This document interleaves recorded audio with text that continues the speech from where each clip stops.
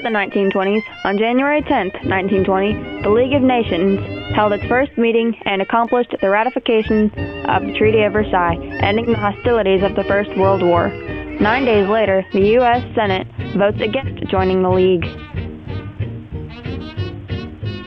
The American Professional Football League is formed in 1920 with Jim Thorpe as its president and 11 teams. It would change its name to the National Football League in 1922. On August 18, 1920, women were given the right to vote when the 19th Amendment to the United States Constitution allowed women to vote and grants universal women's suffrage. It is also known as the Susan B. Anthony Amendment in recognition of her important campaign to win the right to vote. On February 5, 1922, Reader's Digest was founded and the first issue was published by Dewitt and Lila Wallace. On April 7, 1922, the Teapot Dome scandal begins. May 30, 1922, the Lincoln Memorial, located on the opposite end of the National Mall from the Capitol building, is dedicated to Washington, D.C.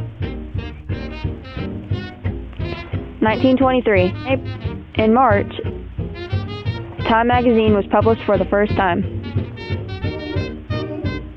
Clarence Birdseye invents frozen food with his quick freezing processes.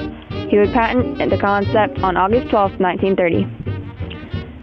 On January 25, 1924, the first Winter Olympic Games are held in the French Alps of Chamonix, France, with 16 nations sending athletes to participate, including the United States, which won 4 medals.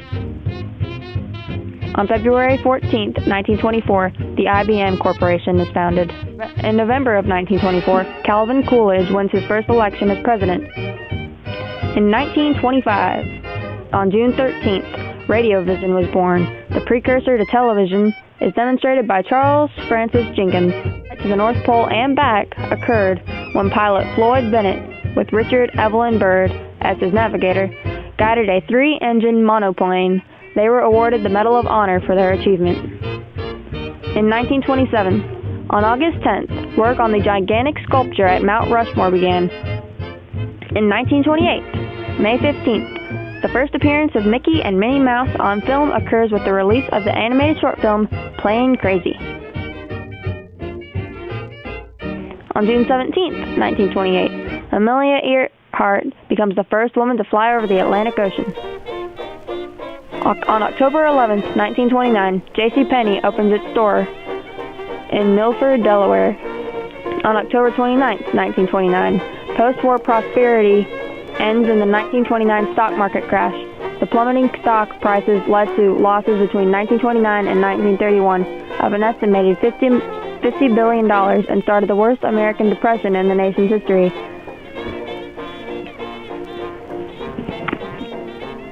Don't go away now. We'll be right back with our History Channel special on the 1920s. And when we return, we will have a special guest, Barbara Taylor, speak about her family from the 1920s.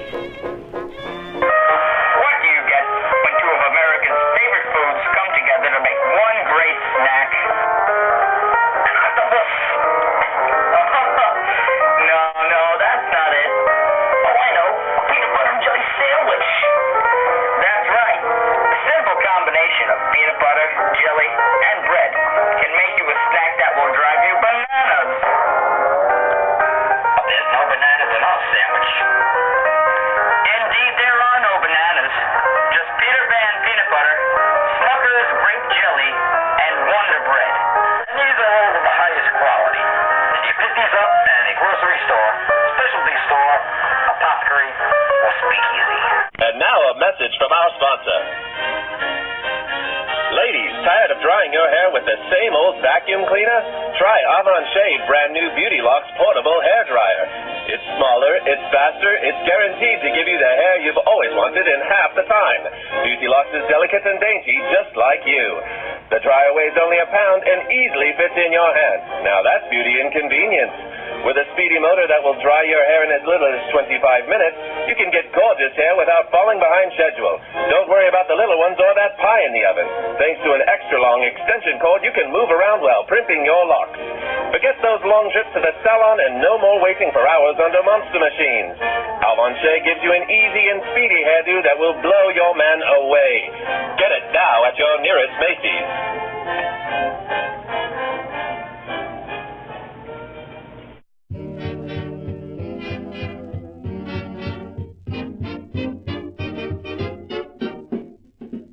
Frank Taylor was my father-in-law.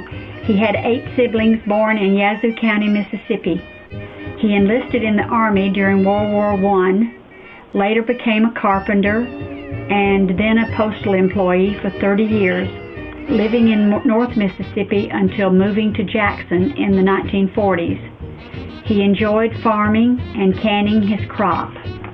His wife, Clara, was born in North Mississippi, and she enjoyed playing games with children. She worked at a 5-and-dime store for a while when she was in her 20s. After marriage, she became a homemaker and raised 3 children. My dad, John Morris, was the youngest of 8 children born in Mississippi. Children sometimes quit school before graduating, and he quit after the 8th grade, left home and hopped railway cars, and had quite an adventure traveling around the country. He returned to Jackson and began a career as a glass cutter.